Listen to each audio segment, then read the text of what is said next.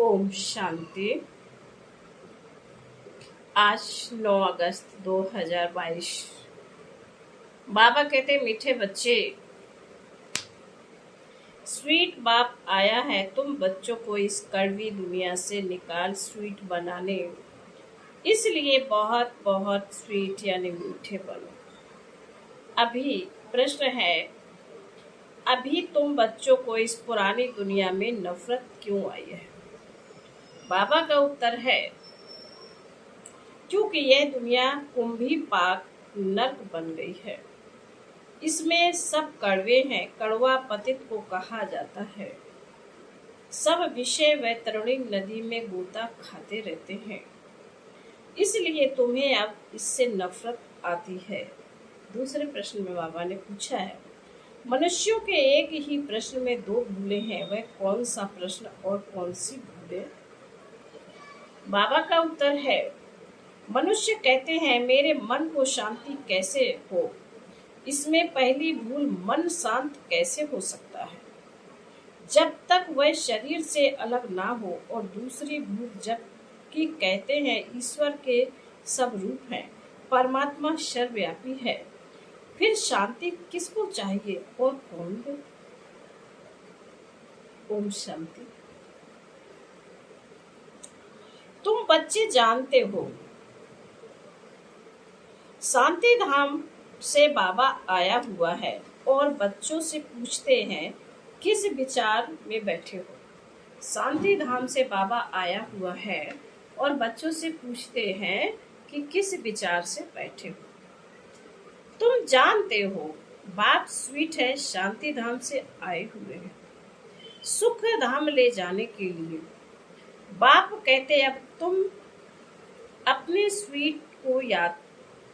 Sweet home को ही याद कर रहे हो या और कुछ भी याद आता रहता है। यह दुनिया कोई स्वीट नहीं है, बहुत कड़वी है। कड़वी चीज दुख देने वाली होती है। बच्चे जानते हैं अब हम स्वीट होम जाने वाले हैं। हमारा बेहद का बाप बड़ा स्वीट है। बाकी और जो भी बाप हैं इस समय बहुत कड़वे पतित छीछी हैं। यह तो है सभी का बेहद का बाप।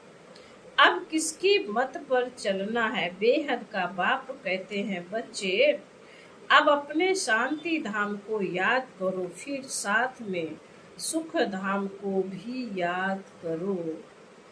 इस दुख धाम को भूल जाओ। इनको तो बहुत कड़ा नाम दिया गया है, कुंभी पाक नर्क, जिसमें विषय वैतरणी नदी बहती है। बाप समझाते हैं यह सारी दुनिया ही विषय वैतरणी नदी है। सब इस समय दुख पा रहे हैं, इसलिए इससे नफरत होती है। बहुत गंदी दुनिया है, इससे तो वैराग आना चाहिए। जैसे सन्यासियों को वैराग आता है घर बार से। समझते हैं स्त्री नागिन है, घर में रहना गोया नर्क में रहना, गोता खाना ऐसा कह छोड़ जाते हैं। यूं तो दोनों ही नर्क के द्वार हैं। उनको घर में अच्छा नहीं लगता, इसलिए जंगल में चले जाते। तुम घर बार छोड़ते नहीं हो, घर में रहते हो, ज्ञान से समझते हो। बाप बच्चों को समझाते हैं यह विषय वैतरणी नदी है, सब भ्रष्टाचारी बनते रहते हैं। अभी तुम बच्चों को शांति धाम ले चलेंगे, वहां से तुमको क्षीर सागर में भेज देंगे।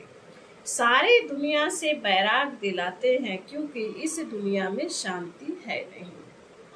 सब मनुष्य मात्र शांति के लिए कितना माथा मारते हैं।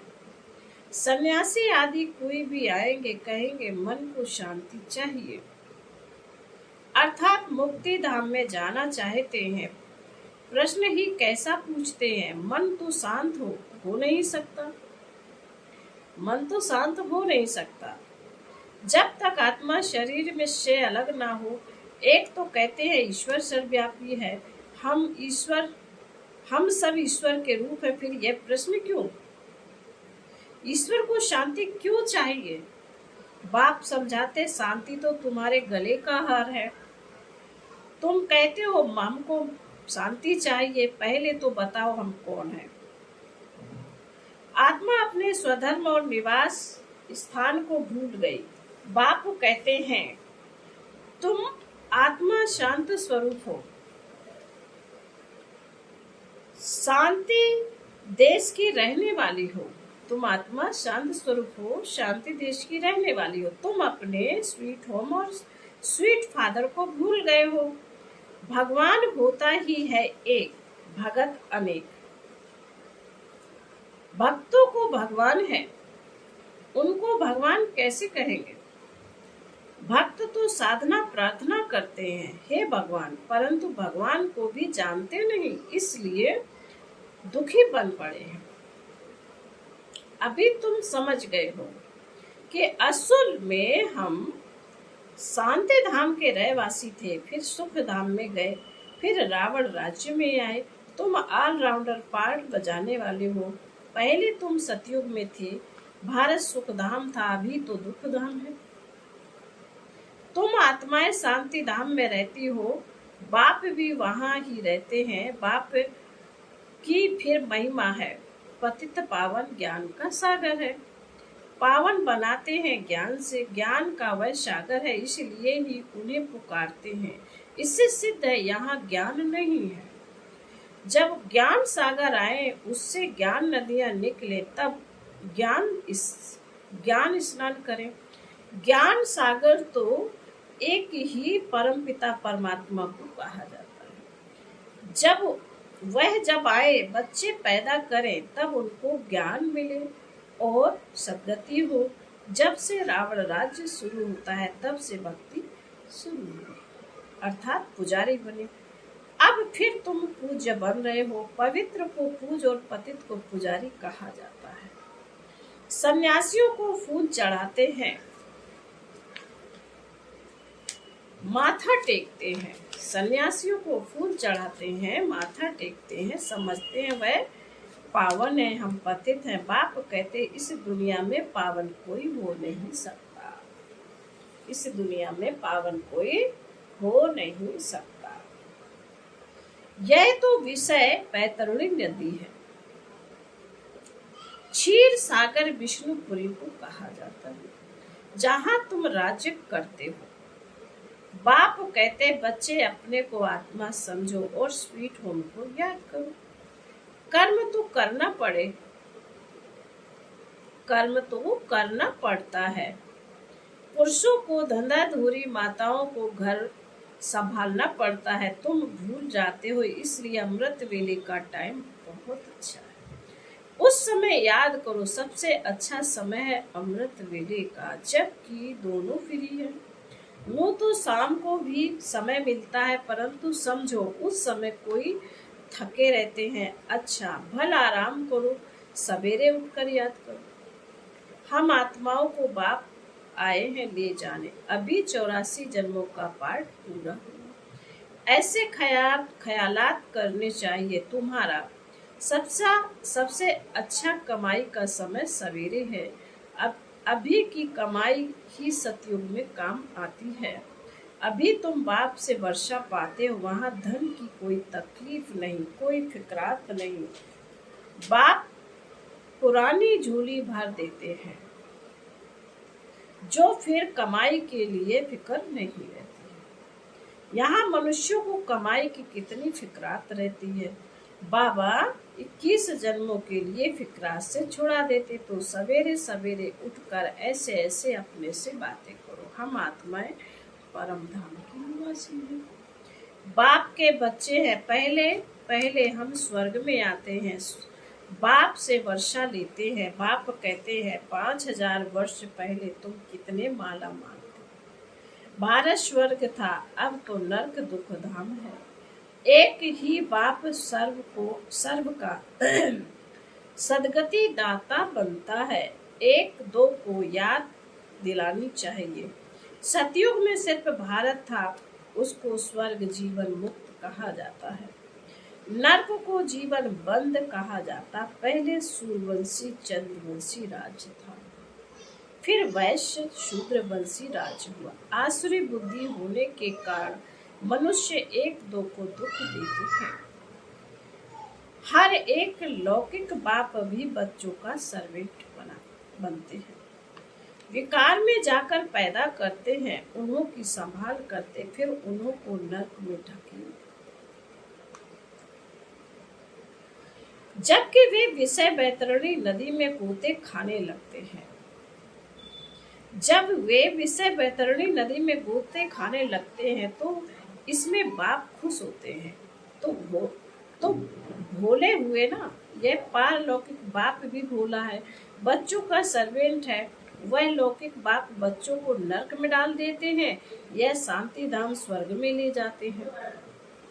मेहनत तो करते हैं ना, कितना भोला है, अपना परम धाम छोड़ आए हैं। देखते हैं आत्माओं की दुनिया कितनी दुर्गति हो गई है, आत्माओं की कितनी दुर्गति हो गई है।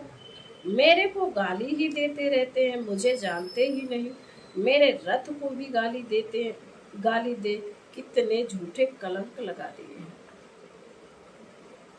तुम्हारे पर भी कलंक लगाते हैं, श्री कृष्ण पर भी कलंक लगाते, परंतु कृष्ण जब गोरा है तब कोई कलंक लगा नहीं सकता, कोई कलंक लग नहीं सकता। श्री कृष्ण गोरा है तो उस पर कोई कलंक लग नहीं सकता। जब सांवरा बनता है तब कलंक लगता है। जो गोरा था वो ही सांवरा बना, इसलिए कलंक लगता। गोरे पर तो कलंक लग ना सके। आत्मा पवित्र से जब अपवित्र बनती है तब गाली खाती है। यह ड्रामा बना हुआ है। मनुष्य बेचारे कुछ समझ नहीं सकते, बहुत मूझे हुए हैं। पता नहीं यह किस प्रकार का ज्ञान है, शास्त्रों में तो यह है नहीं, यह भूल गए हैं। शिव शक्ति भारत माताओं की सेना ने क्या किया था। जगदम्बा को शिव शक्ति कहते हैं ना, उनके मंदिर भी बने हुए हैं। दिलवाड़ा मंदिर भी है, दिल लेने वाला तो एक शिव बाबा ही हुआ ना। ब्रह्मा भी है, फिर जगदम्बा, और तुम कुमारियां भी हो, महारथी भी हैं, हूबहू तुम प्रैक्टिकल में हो।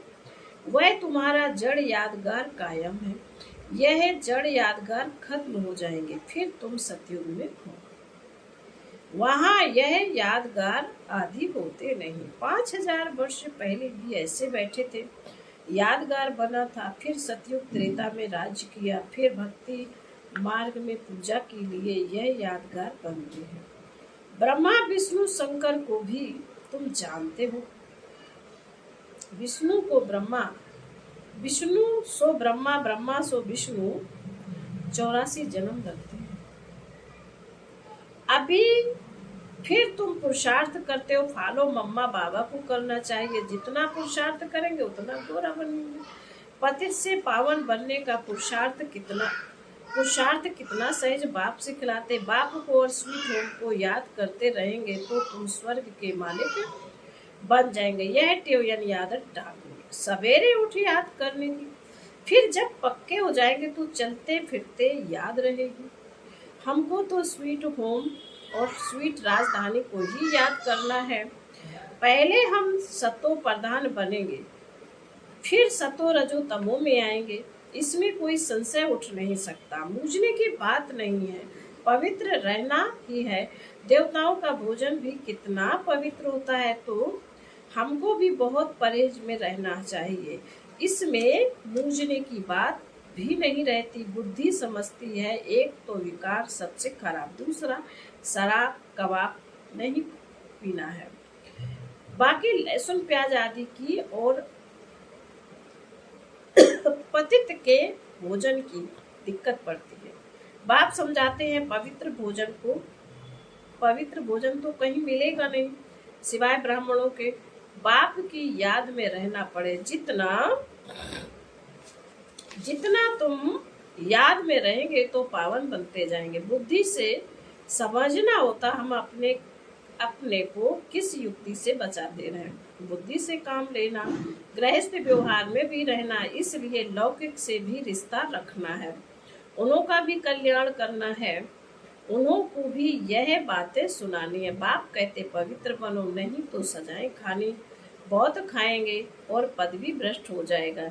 माला पास विद ऑनर की बनी हुई है। अभी सबके कयामत का समय है, सबके पापों का हिसाब किताब चुकता होना है। बाबा ने समझाया, याद से ही विक्रम भस्म होंगे, इसमें ही मेहनत है। ज्ञान तो बड़ा सहज है, सारा ड्रामा और झाड़ बुद्धि में आ जाता है। बाकी स्वीट बाप, स्वीट राजधानी और स्वीट होम को याद करना। अभी नाटक पूरा होता, घर जाना है, पुराना शरीर छोड़ सबको वापस जाना है, यह पक्का रखना है। यह ऐसे याद करते करते शरीर छूट जाएगा और तुम आत्माएं चली जाएंगी। बहुत सहज है। अभी तुम सम्मुख सुनते हो और बच्चे टेप से सुनते हैं, एक दिन टेलीविजन पर भी यह ज्ञान सुनेंगे व देखेंगे जरूर। सब कुछ होगा।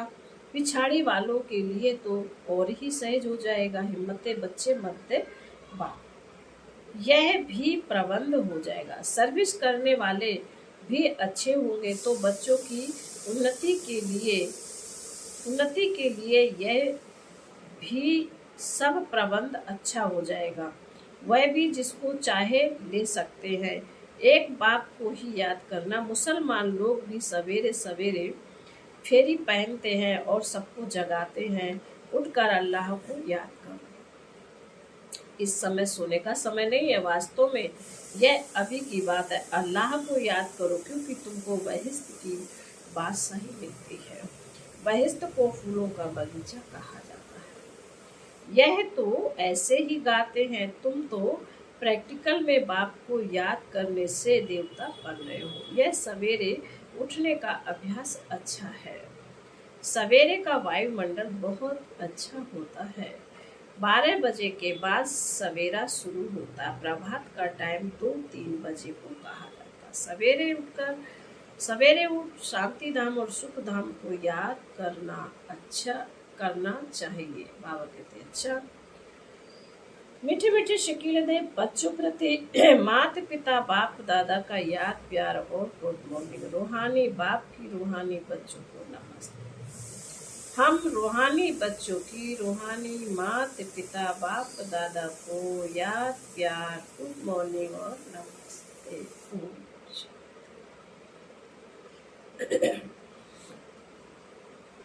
धारणा के लिए मुख्तार बाबा ने कहा है पहली पॉइंट में, बाप की याद में रह पवित्र शुद्ध भोजन खाना है, अशुद्ध से बहुत बहुत परहेज रखना।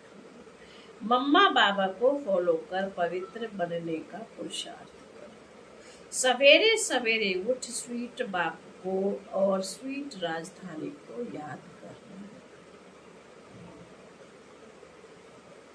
इस कयामत के समय में बाप की याद से ही सब हिसाब किताब चुकती करना। वरदान में बाबा ने कहा है, अपनी निश्चिंत स्थिति द्वारा श्रेष्ठ टचिंग के आधार पर कार्य करने वाले सफलता मूर्त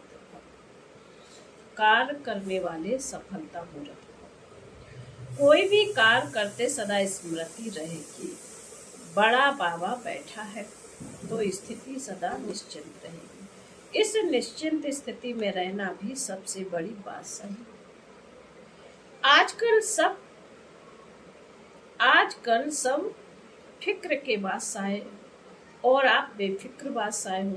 जो फिक्र करने वाले होते हैं उन्हें कभी भी सफलता नहीं मिलती, क्योंकि वह फिक्र में ही समय और शक्ति को व्यर्थ गवा देते हैं। जिस काम के लिए फिक्र करते वह काम बिगाड़ देते हैं, लेकिन आप निश्चिंत रहते हो, इसलिए समय पर श्रेष्ठ टचिंग होती है और सेवाओं में सफलता मिल जाती है।